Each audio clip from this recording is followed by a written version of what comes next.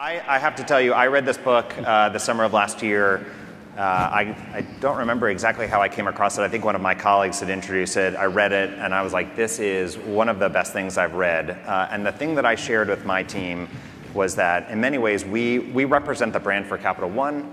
We represent our brand for Small Business Card and Small Business Bank.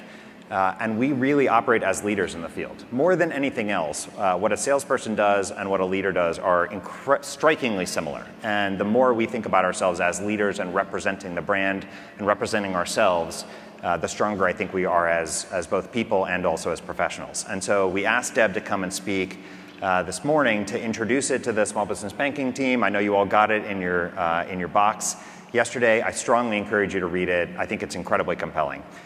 So Deb is the author of that. She's also the expert of the author of the Sales Experts channel, which is an online resource. It's completely free, so you should check that out as well. It's just got a bunch of resources and capabilities for you. But it is my great pleasure, Pete's great pleasure, to introduce Deb Calvert.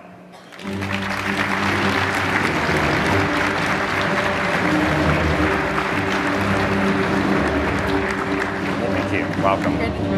Thanks, Deb. Note to self, when they ask you what kind of walk-up music do you want, maybe think twice about the message. But after I got all excited and agreed that music might not be so bad, I thought about it because starting in The Empire Strikes Back and for most of the other movies in the series, Star Wars, that music, Darth Vader's theme, represents moments when there's about to be a change.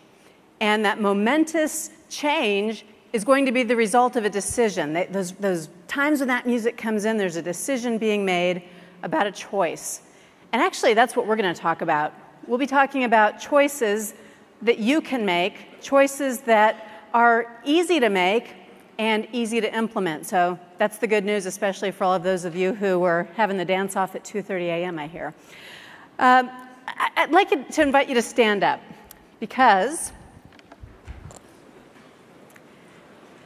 I just want to have you try something. So I think the camera is going to zoom in. Good. You're going to want to see my hands. I'd like you to just do this with me. And then underneath, you're going to have two fingers here. Put those on either side of your chin. And without getting tangled, just undo it. I'll do it for you a couple of times so you can see it. If you're getting tangled, you're doing something wrong. So keep watching. See if you can correct what you're doing. This is so much more fun for me than it is for you. The people I can see are not doing well with this. Okay, so your fingers are crossed when you get here, and you're uncrossing without getting tangled. And if you look around at your table, a few are starting to get it. See if you can look at the people even closer to you. How are they doing that? What's going on here?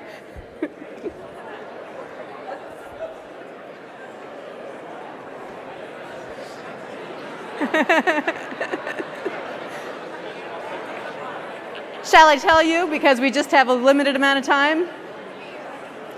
Shall I give you the secret? Now you have a good party trick to take home. Okay, here's what you need to do if you're having trouble with that. One more time that you can try it. You see, this is a decision that you can make. It's a simple change that you can make that will make you so much more effective. It all starts when you're out here. It's your fingers. If you have them one way and it wasn't working, switch them so the opposite one is on top. And then, when you come up here to your chin, it's going to untangle. It's all about that little thing, the thing you weren't thinking about. It had nothing to do with your chin, your arms, your technique for rolling your arms. It's all in your fingers and where they're positioned.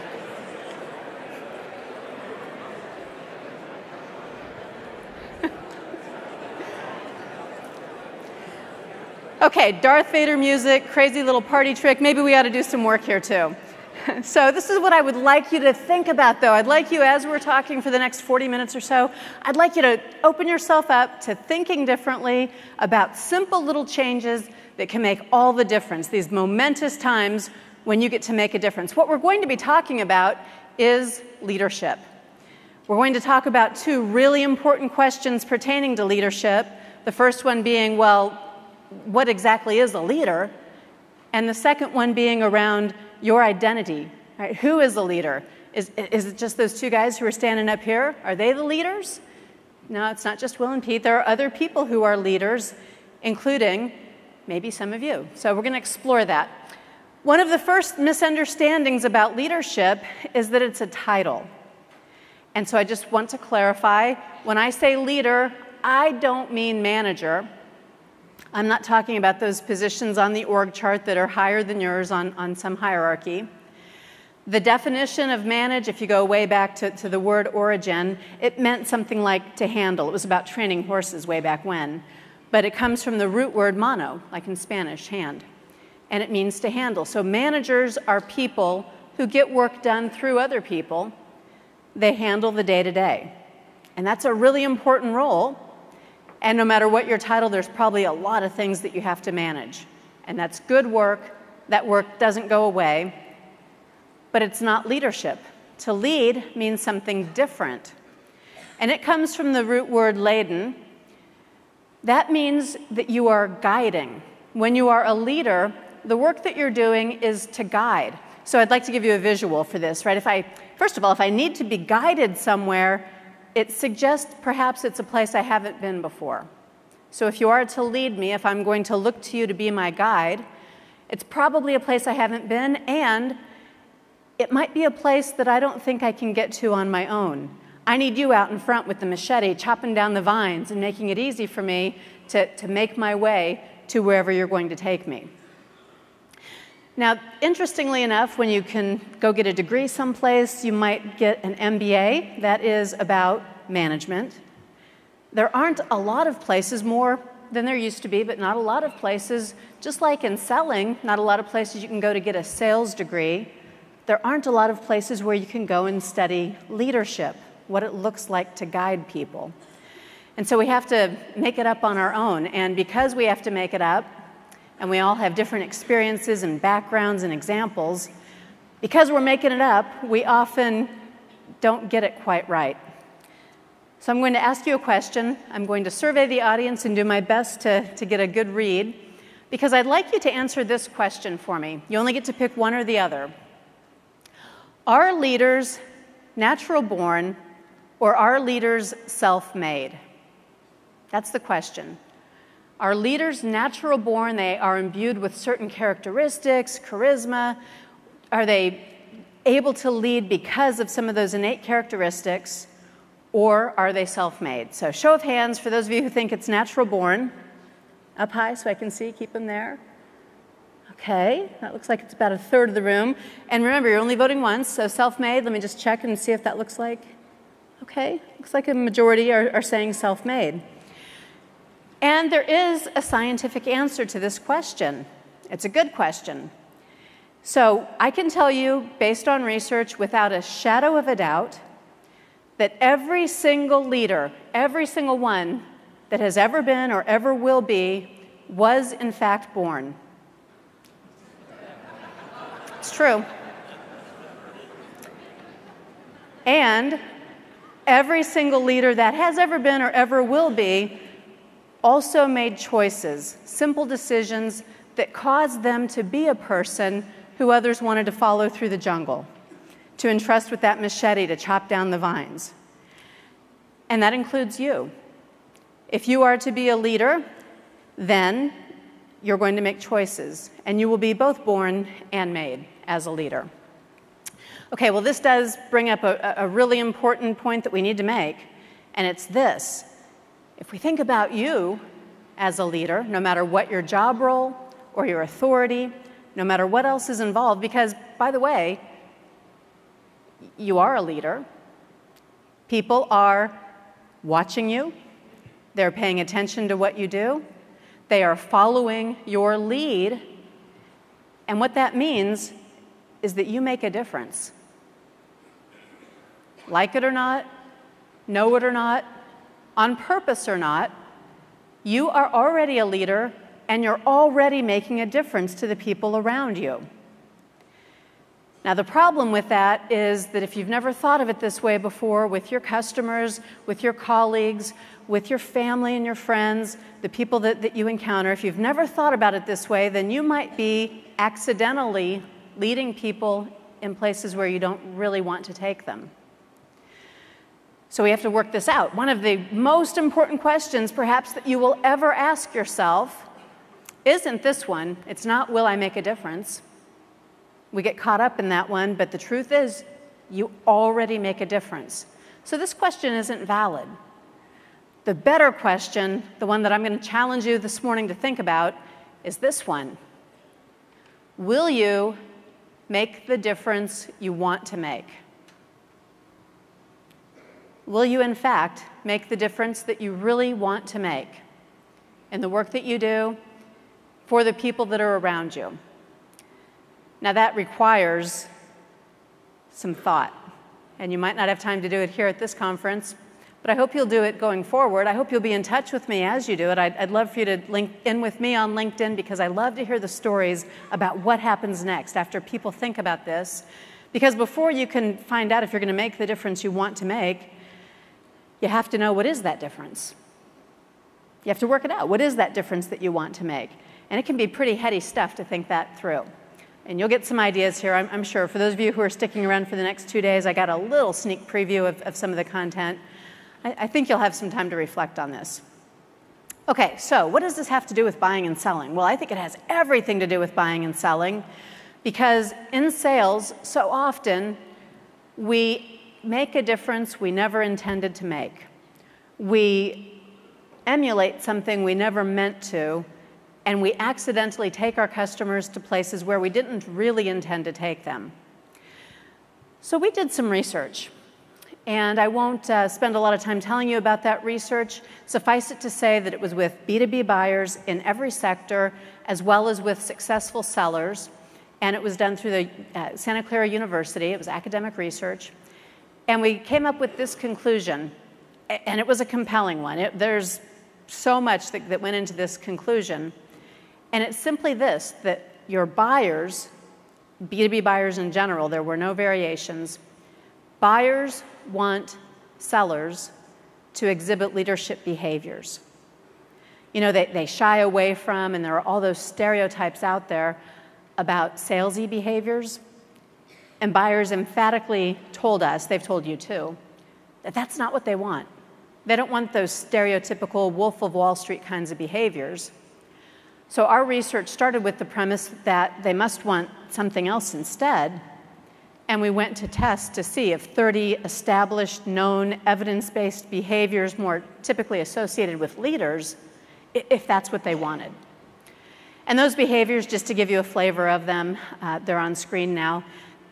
These were simple behaviors, 30 of them, and in all 30 cases, what buyers told us is that the sellers they already choose to do business with do these behaviors with some frequency, but that in all 30 cases, all 30 different behaviors, they want sellers to do them with significantly more frequency, which gives you a great opportunity to differentiate and have a way in the door. And they also told us that when a seller exhibits these behaviors, or even any one of the 30 behaviors, that they are significantly more likely to take a meeting with that seller and significantly more likely to buy from that seller who exhibits those leadership behaviors. So this becomes a blueprint for how you can choose to interact with your buyers, with your customers. And it will put you head and shoulders above all the other sellers out there and all the stereotypes to make you someone who they really value and trust working with. Okay, now 30 is too many. Too many behaviors to really talk about. So I have some good news. The 30 behaviors are grouped into 5 practices of exemplary leadership. And that terminology, if it's familiar to any of you, it's because it comes from more than 30 years worth of work that my co-authors have done. Jim Kouzes and Barry Posner originated this evidence-based model of leadership. And if you've ever heard of the Leadership Challenge, if you've ever taken classes or read just about any book on leadership, you've probably heard a little bit about this because it's so foundational in the domain of leadership. But those 5 practices of exemplary leadership, that's easier to remember. So I'm going to introduce those to you. And I want to say I'm going to spend more time on a couple of them than I will on the others. And that's because you told me to. So for those of you who had read the book and sent me questions, I really appreciated that, and I'm trying to thread those answers and emphasis into this as we go. But if there's anything that I don't cover and you would like to know more about it, then I'm going to try to stick around for break. And of course, I already reminded you you're going to link in with me, so there's opportunities to ask those questions later. Okay, the first practice of exemplary leadership is known as model the way. When people model the way, they are already in tune with that difference that they want to make. They know their own internal values, and they align their actions with their values. That means they're consistent. It means they're credible. It means that you can trust them. And it's very different, typically, from what we might classify as pushy, stereotypical selling, the kind that buyers resist and that we don't feel good about when we're lapsing into that. Now, I do want to make a point here, which is there was also a seller side of the research. And we collected over 500 stories from sellers. The question we asked them was just this. We said, tell us about a time when you were at your personal best in selling. We didn't mention the word leadership. We didn't give them any information from the buyer side research. It was just that wide open question. And something really, really interesting happened. In every single one of those 500 plus stories, there was evidence of leadership behaviors. As the seller described what they were doing, these behaviors did show up. But at the end of most of the stories, the sellers who were self-reporting on their own personal best, they almost unanimously said something like this: I got the sale because I was persistent. That was their conclusion. And we did that buyer side research prior to that, but I went back to it to look for the word persistent. And we had done open response comments and interviews. There's a ton of information here, so many, many comments to read through. And in all of that from buyers, not one single time did the word persistent show up. So what I was able to then go back and do a little more research around was, well, what does that mean, right? Sellers value it, and we all know we have to follow up. We have to get in there often enough. But persistent isn't the buyer's perception. So what is it that the buyer's thinking when the seller is persistent? What's the difference between persistent and pushy?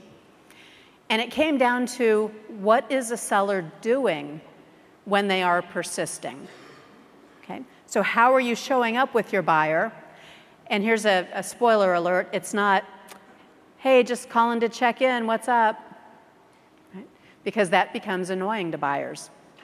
It's more than that. It's some additional leadership that you put into those calls, those follow-ups when you're persisting. In the book, we do include stories from sellers. This one was from Audrey Morrison, and she was a brand new salesperson. She had never been in sales before. She went through the training at her company, and it was pretty much about some of the old school stuff that you hear about selling. ABC was part of her training, always be closing, and it was hardcore, grind it out until you sell it kind of training. And that didn't really fit her personality. She was actually thinking about quitting, but she had the sales call that she was supposed to go on, and she just decided she was going to let her own personality shine through. She wasn't going to do that because she was going to quit anyway. And what she found out was that her way was actually pretty successful, because in that one sale, she made her annual quota as a brand new salesperson who had never sold anything before in her life. So she was able to, over time, change the very culture of her sales organization because she just did things differently as a leader. Now, I mentioned that word credibility. When you model the way, you become more credible. We all know there's kind of this game we play in buying and selling where the buyer puts up the force field and they're resisting us because we are the stereotypical seller and they're supposed to play a certain game with us. And you're different. I know you're different because I've already figured out enough about your culture and I've heard about the messages.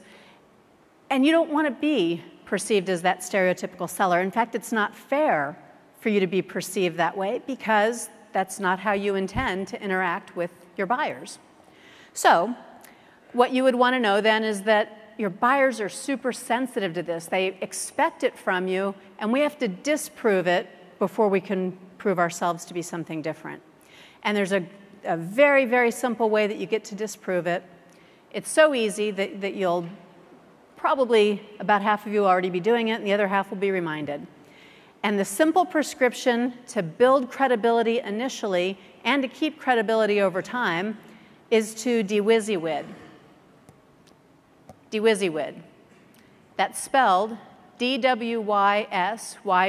the same forwards and backwards. Anybody have a guess about what that stands for? Do what you say you will do. It's that easy, but it's a choice every single time. Do what you say you will do.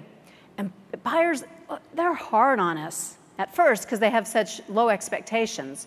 So if we say, I'm going to call you at 9, and we don't call until 9:20, you didn't do what you said you would do, I don't trust you. You're like all those other sellers out there. And I realize that's a harsh standard, and it does feel unfair, but that's all they've got to go on early in a relationship. That's all a buyer has to gauge. So they put a lot of stock in whether or not we do what we say we will do. Let me see if we can't do a little demonstration here of something else. I noticed earlier today that you were pretty good at applauding. That was really, really good. But I would like to see if we can't take this up a notch. So let's see if we can not just thunderously applause, as you've already done, but let's see if we can clap in perfect unison. You want to give it a try? Okay, so hands up.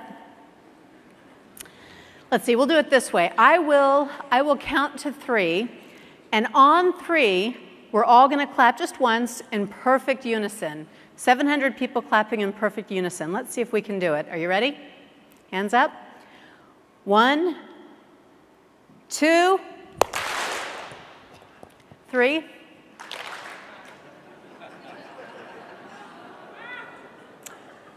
What just happened? You followed me, but I gave you good instructions. Didn't I give you good, really thorough instructions? I did. My instructions were sound. They were good instructions. I was very detailed. I said, on 3, we're all going to clap in unison. And yet, you clapped after the number 2, not 3. And we're not blaming last night anymore. That was hours ago. You did what I did. You didn't do what I said. You did what I did. A fundamental truth about leadership and about modeling the way is that people are paying attention to what you do. And what you say needs to be aligned with what you do. And if it's not, your credibility suffers. And by the way, they're going to do what you did, not what you said. My parents, both U.S. Marines, both Marine Corps drill sergeants, in fact. This was back in the day when they used to have a standard issue pack of cigarettes every day. That was your ration. So they were both pretty heavy smokers. And I can remember from the time I can remember them saying throughout my life, Debbie, don't you ever smoke, as they were smoking. Right? So, you know, the first time I ever had a cigarette in my hand, it was because on the 4th of July, they gave it to me to go light my snakes. That was going to be my punk, those snakes. What do you think I did? I was about 12 years old. Of course. Right? I did what they did, not what they said. And in case you're worried about me, don't worry, I didn't like it. It never took. But we are in exactly the same situation with our buyers and with our colleagues. They're watching what we do. If we give them signals about what we want from them via the way we do things versus what we say, that's what they're going to follow. And it's because of, I like this quote, it's because what you do speaks so loudly that they can't even hear what you say. Ralph Waldo Emerson said that first. But our actions, we have to really think about those. Okay, I want to spend a little more time on this one. This is the second practice of exemplary leadership. This one is to inspire a shared vision. And there's something interesting here. I'll tell you about this in just a moment, but let me describe it first. To inspire a shared vision means a couple of things. First of all, the word inspire, that means to breathe life into. So over and over and over again, leaders breathe life into something. And what they're breathing life into over and over again is a vision of the future. But it's not just their own vision. They don't go away and craft some awesome vision and then bring it back and give it to people. Instead, it's a shared vision, meaning that there has been some exchange, that the people who are to follow this guide through the wilderness have had an opportunity to shape the vision of where they're going. So 3 really important pieces there, things that leaders do. Out of the 5 practices of exemplary leadership, you've only seen 2, but out of the 5, we also asked buyers to rank order these for us. We found out that they wanted all 30 behaviors more frequently. That means they wanted all 5 practices more frequently. Each practice is made of 6 behaviors. And because they liked them all, we wanted to know, well, which ones do they like the best? And then we went, and I've spoken to lots of groups like this, and we asked sellers, which one do you think buyers prioritized as their number 1? And the one we're talking about right now, Inspire a Shared Vision, consistently, this is the one that sellers put at the top, and it happens to be the one that buyers put at the bottom. They still want it, but out of the 5 practices, this one is the least important to buyers, and yet sellers think it's the most important. So it's good to know you have an opportunity to let all the other sellers knock themselves out on this one while you do the other 4. Okay, so to inspire a shared vision, we're breathing life into something that we've created together, where we want to go, and it makes a big difference. This is a story from the book too, Brian Snyder. He had an opportunity to create a plan with a customer that he hadn't been able to make a breakthrough yet with. And he happened to be selling advertising, and it became a comprehensive advertising campaign, one that went on for years and years, long after Brian left the company, because the voice of the restaurant owner was so present in the vision. It wasn't Brian's ideas. It was all about him getting the buy-in before he ever asked for the buy. And because of co-creating this vision, that's exactly what happened. Okay, I want to give you a visual on this one too, but I'll have to ask you to use your imagination. Show of hands, how many are from California? How many people here from California? Anyone? Couple. Okay. Well, I used to live there. Now I live in Missouri, but I spent 15 years in California, midway between San Francisco and Monterey, which, for those of you who have ever been there, it's a beautiful drive down the coast along Route 1. So I'd like you to imagine that you are driving down that coast with me on a beautiful sunny day. And if you're driving down the coast of California on Route 1, what that means is that on your left-hand side, you see beautiful redwoods and trees, and the sun is coming through just like you see in the picture. And on the right-hand side, for much of that drive, you have a sheer cliff drop-off, and you see the ocean. The Pacific Ocean is right there. And the road is pretty curvy, and it is only a 2-lane road in most places, but it's absolutely gorgeous. So I'd like you to imagine, well, if we're imagining, why not? Let's have the top down, and we've got the tunes cranked up, but you are running a little bit late, so you're going fast because you have someplace that you want to be. And you're driving along like this, the radio's blaring, the sun is shining, you're driving fast, you're feeling relaxed, when all of a sudden, because this is what happens in California, all of a sudden you hit a bank of fog. What do? You slow down. What else? Turn on your lights. Not brights, though. Now you're gripping the wheel. What else? And you turn the music down. I don't know why, but you do. Probably so you can concentrate better. And this fog, it's pretty intense. So you continue to drive through it, and you're now focused. You're probably leaning in, going even slower, and you're fully focused until, because it's California, you round the next bend, and you're back to this. And when it returns to this beautiful sunny state, you return to your relaxed state. You loosen your grip. You turn the music back up. You start going a little faster. You lean back. This is what, as a leader, you have the opportunity to do for people. You can lift the fog for people. And when you lift the fog, they can be more relaxed. And they can enjoy the ride. And they can even have some music around them, and they can ease into it, and they can see clearly their destination ahead of them, as opposed to being in the fog, which is where we operate so often because things are complicated and volatile around us all the time. But as a leader, you can lift the fog for your buyers, and then they can see on into the future. Now, what's interesting to me is that sometimes sellers have a reaction at about this point. And that reaction is, no, what you're talking about, vision, that's just for the people at the top of an organization. That's not for me at my level in selling with my buyers. So I have to remind you that you already are a leader, that you already do make some difference. So this is only about deciding what difference you want to make with that buyer and then stepping into your full potential as a leader with them. And I also want to tell you that it's okay to dream. People are inspired by dreams. Dreams are like magic. People want to know what that big dream is. So I don't want you to shy away from language like this. I want you and your buyer together to be okay with having a dream, because that's the magic that stirs them into action. You know, what would be different if Dr. King, instead of saying, "I have a dream," instead of that speech, which was over 50 years ago, and yet we all know it still, what would have been different if instead of saying, "I have a dream," he would have said, "I have a list of measurable objectives"? We don't have to be so businessy all the time. Professional, yes, and it's okay to dream.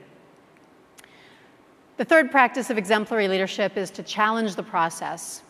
And when you're challenging the process, you are taking some measured risks. You're experimenting.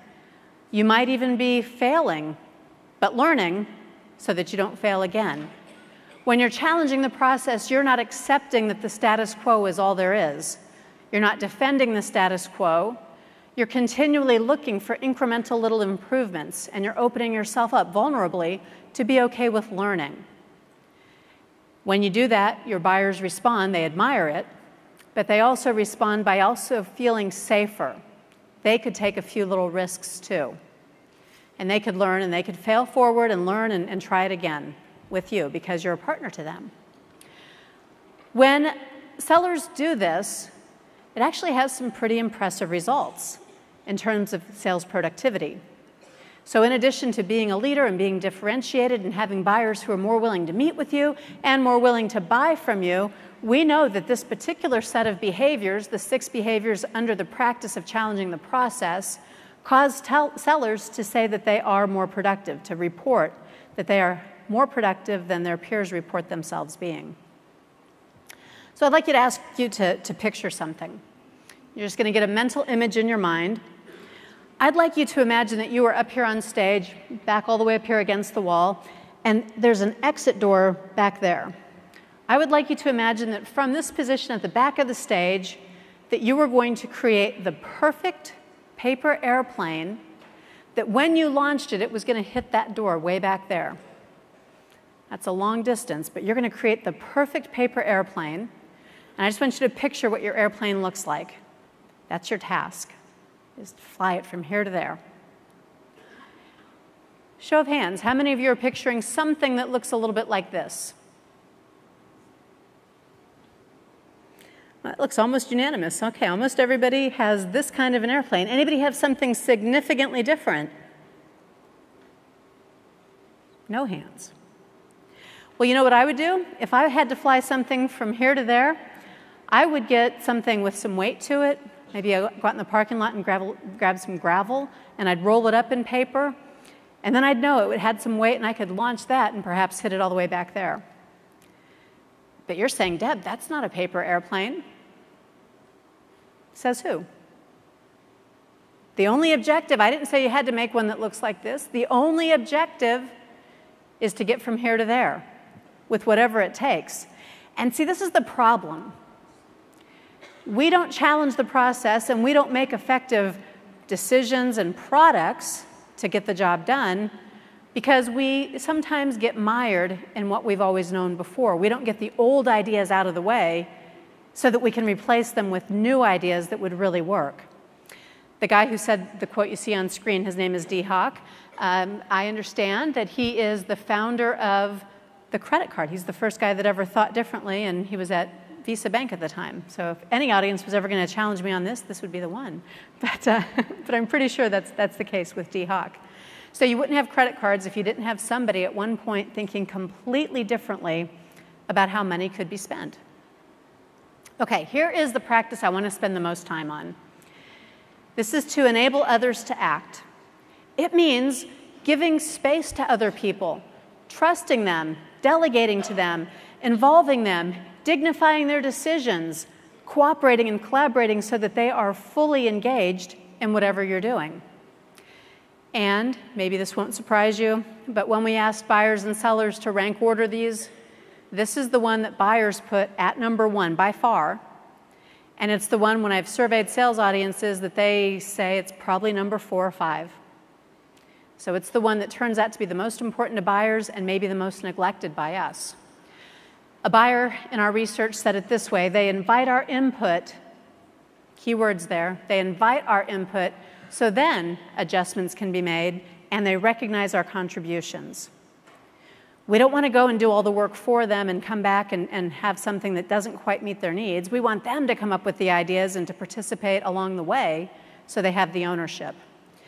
And the places where you can give buyers that opportunity for self-determination, well, there are many, but I'll tell you about just a few.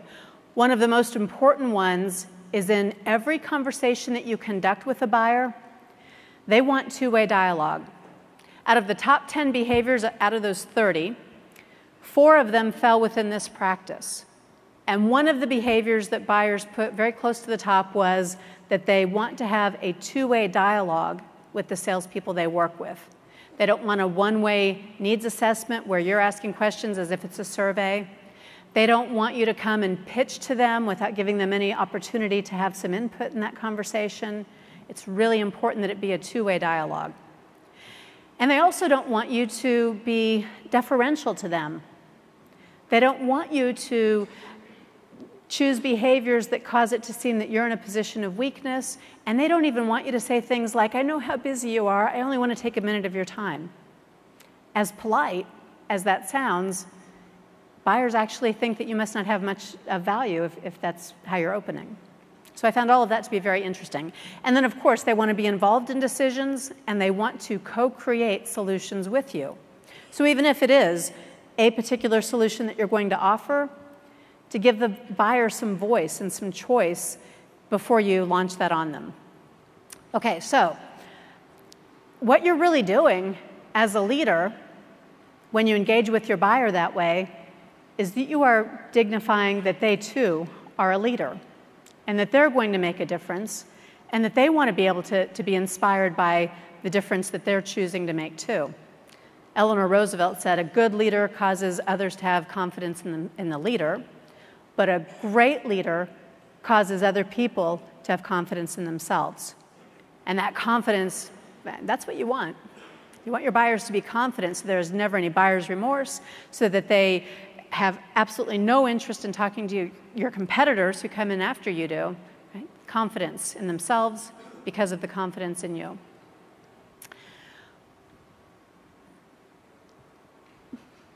Was I off a slide? Sorry about that. Okay. So how do we do this? How do we get people to feel enabled so that they'll take action, so that they'll collaborate with us, so that they'll have a voice? Well, the quickest way I can tell you is this. Ask great questions. Ask questions that make people think.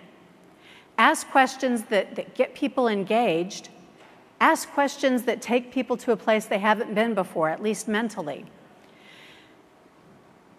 I put a bookmark out on your table. Well, I didn't. The awesome team here did. But there's a bookmark on your table. That's from my first book called Discover Questions, Get You Connected. And that's from a whole other body of research with buyers that became relevant all over again with this newer work. And we know from buyers directly that the salespeople who ask purposeful questions, 8 different kinds of questions, which are on the bookmark, those sellers have a huge advantage.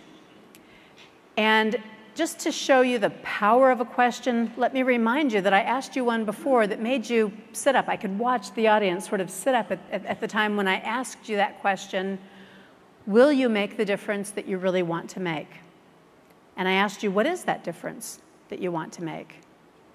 And maybe you'd never heard a question like that before, and it caused you to pause and reflect and think, and some of you haven't heard a word I've said since then because you've been so thoughtful about that.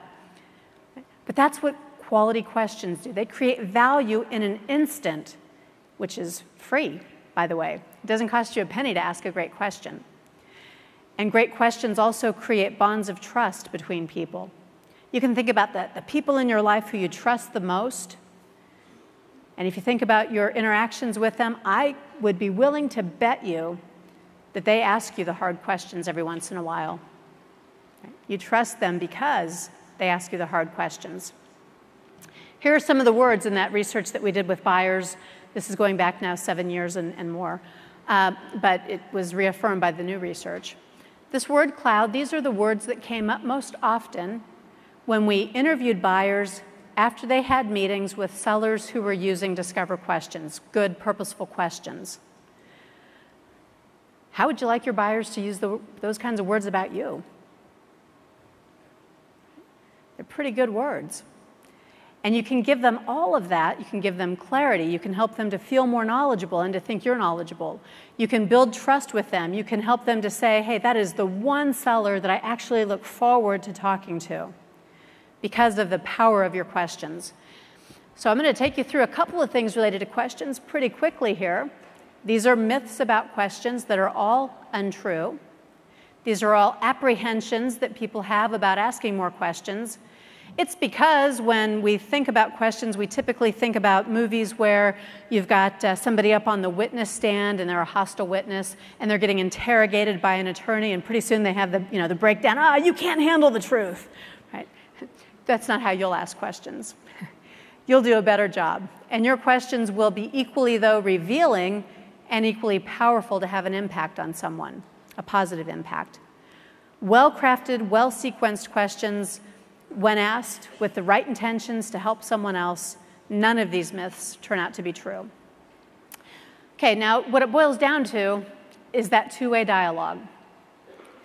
It isn't you surveying them, so if you have an assessment list, for example, of questions, you need to know certain things to make sure that they're qualified and to make sure that they are someone you can truly help. Even if you have that prescribed questionnaire, you can be more elegant to facilitate a conversation. I apologize about that. There we go. Let me go back. Because what you're really aiming for is, well, these are just all over the place. There we go. What you're aiming for is an opportunity to have those questions become a conversation, not just a battery of survey questions. The old school of needs assessment or discovery process is diagnostic. It is just a set of questions. It's like walking into the doctor's office and the doctor asks you a certain number of questions to figure out if these symptoms mean A or B in terms of their diagnosis. And when you ask questions like that for your buyers, they feel like you're doing something to them. In fact, they feel like you're leaving them out and that it's very self-serving to ask them those kinds of questions. So at a minimum, be sure you let them know what you're looking for and why, but also create some space for them, because today's effective needs assessment, it's no longer diagnostic, it's dialogic. And there's a big difference between having a natural conversation where you follow up to see your natural curiosity kicks in and you see where they're going with the emotion as well as the content of what they said. And you're going to then take what they've said and you're going to brainstorm together to bring those insights into a solution, as opposed to they said the answer's in column A, so you're prescribing solution A. That's where you lose them.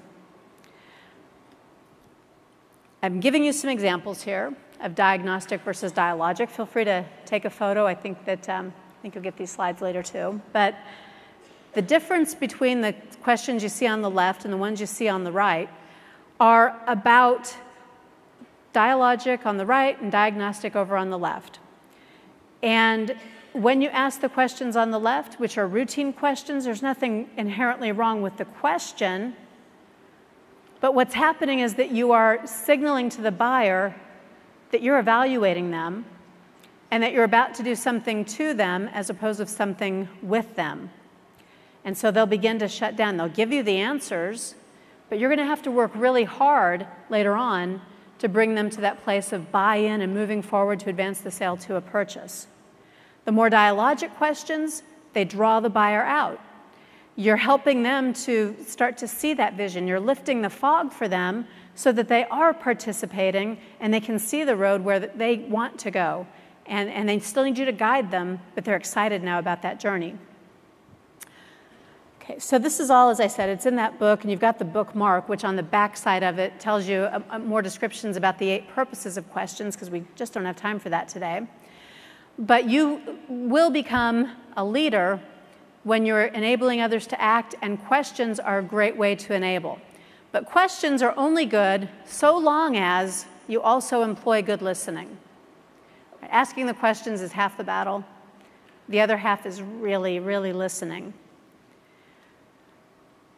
Good listeners have different habits than do poor listeners. And a lot of us have poor listening habits. I think we have them partly because back in, 8th grade or so, somewhere in middle school, you took a speech class. And in that speech class, they taught you how to get up at the front of the room and do a presentation where every other member of the class was bored to tears. And while they were in the audience, bored to tears, they were sleeping or thinking about their own speech. In that class, there wasn't any teaching about listening. There wasn't any real value placed on listening. It was all about you as a speaker. And then you get into the business world and you go to meetings, and when you leave those meetings, people say, hey, great presentation today. They never say, wow, you did a fantastic job of listening today. So we get a devalued set of comparisons there. The listening gets valued less. When you are listening poorly, you'll know it because your mind is racing to how you're going to answer. You're looking for the first thing that you can latch onto that you have in common, and you probably interrupt to say, yeah, I know about that. And you steer the conversation, you oversteer it to a different place because you latched onto what was familiar. People who have stronger listening habits, they mentally discipline themselves not to do that. In fact, instead of listening for what's familiar, they listen for what's different. They listen for what they don't already know. As soon as a mental assumption comes up, instead of indulging it, they check it. They ask a question to see what they might be missing or what that assumption might be misleading them to think. And they force themselves to stay engaged in what's being said. Now, don't mistake what I'm saying here. Your needs assessments don't have to become 5-hour-long processes because of all this listening and all these questions. Just the opposite. When you ask really good, purposeful questions and you truly listen for content as well as feeling, you're going to be more efficient. You're going to be more effective, and it's going to come all together faster. Okay, here's another one that we don't really have time to spend talking about. Feel free to take a picture if you want to. Good listening habits are up on screen now in a different way. Poor listening habits are passive. That's just hearing. If you're passively listening, you're not really taking much in. The middle column is active listening. That's where your brain kicks in, and now you're processing what you're hearing. But I'm suggesting the third degree of listening, which is empathic or empathetic listening, where you also listen with your heart. You pick up on the tone and the emotion behind what's being said. So being able to really tune in. Okay, here's the 5th and final practice of exemplary leadership. And it is to encourage the heart. The word encourage, it means to pour courage into. And where are we going to put that courage? What are we going to pour it into? The heart. Not the body, not the mind, but here's the emotion piece. And buyers want these 6 behaviors, this practice of exemplary leadership, just like they do all the other ones. In the entire survey that we did with all those buyers, there was only one difference in the research between any demographic group, and it was around this practice. So I told you a moment ago that the research said enable others to act. That was number 1 for buyers. Out of all of them, that was the most important. When we looked at all buyers together, number 2, the one that was second most important, was to model the way. However, when we sliced and diced, this practice, encourage the heart, was number 2 instead of model the way for one specific age group. And that age group were our buyers 30 and younger. They weren't the only ones who wanted to have someone encouraging their heart. That means praising, recognizing, and appreciating them, celebrating when there's a success. This quote came from a buyer who was in the 60-plus age group. So it's not unique to millennials, but it does suggest to me that maybe this is something we need to pay more and more attention to as we continue working with younger buyers. To encourage the heart, for sellers, they put it fourth or fifth, just like enable others to act. They thought it was less important. And occasionally, I even get someone saying, well, what do you mean encourage the heart? I thank them as soon as they sign the contract. What buyers are looking for is something else. The time when people need encouragement is when things are hard. So as they're having to bring somebody else into the decision, or they're having to sever the relationship with another vendor, or they're having to figure out how to pay their bill twice a month instead of once a month and make other kinds of adjustments in their business practices, that's when they would need the encouragement to figure it out in order to make it happen. So to be there as a resource for them and to continually encourage them, that's where you get to make the difference. You can make a difference. You can encourage your buyers in all kinds of different ways as you're communicating, as they're making their decisions, when you're already working with them and there are some additional process improvements that could be made. That encouragement, your recognition, your praise, you're in it with them, letting them know that you back them up, all of that matters. Here's another party trick. There is research that says what is the right positive to negative ratio in terms of the feedback we give to people, PNR, positive to negative ratio. For every one time that you have to tell someone something they don't really want to hear, it could be negative feedback, it could be correction, it could be, hey, I need you to do this thing you haven't done. For every one of those, how many times do you think, to maintain a healthy relationship, how many times do we need to give people a positive piece of feedback to maintain a healthy relationship? 3, 5, 7? Everybody's right, because it used to be 3. If you read the first How Full Is Your Bucket research about 20 years ago, it was 3. And it is currently 5. For every 1 negative, you want to give people 5 positives, unless they are people who are very close to you, people in your personal life who rely on you more, and that number is 7. So we got to look for ways to encourage the hearts of our buyers and to give them this positive feedback.